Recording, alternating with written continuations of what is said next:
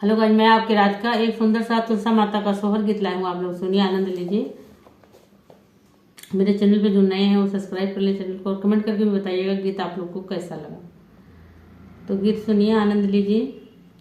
अंगना में तुलसी लगैबै तो धियाना जा, लैबै तो धियाना जा, लैबै हो तुलसी जाऊ मोरे होई हैला, लनवा तो पियारी चढ़ैबै तो चुनारी चढ़ैबै हो तुलसी जाऊ मोरे होई हैला, लनवा तो चुनारी चढ़ैबै तो पियारी चढ़ैबै हो।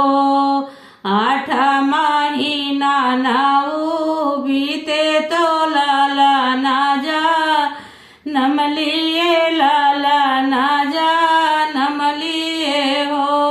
सखिया बाजे लागी आवांद बाधैया, उठाना लागे सोहर, उठाना लागे सोहर हो।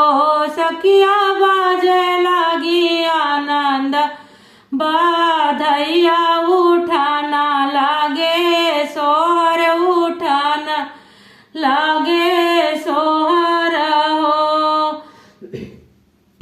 मचिया ही बैठी है सासू तो बाहुअरिया, रज कर बाहुअरिया रज कर हो।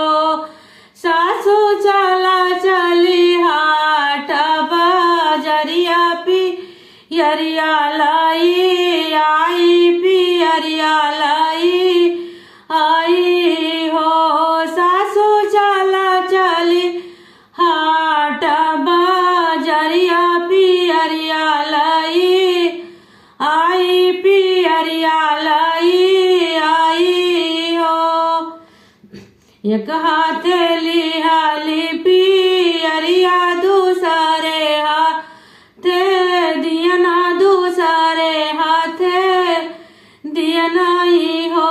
सखिया गोदिया माली हली लालनवा तो पियरी चढ़ावई तो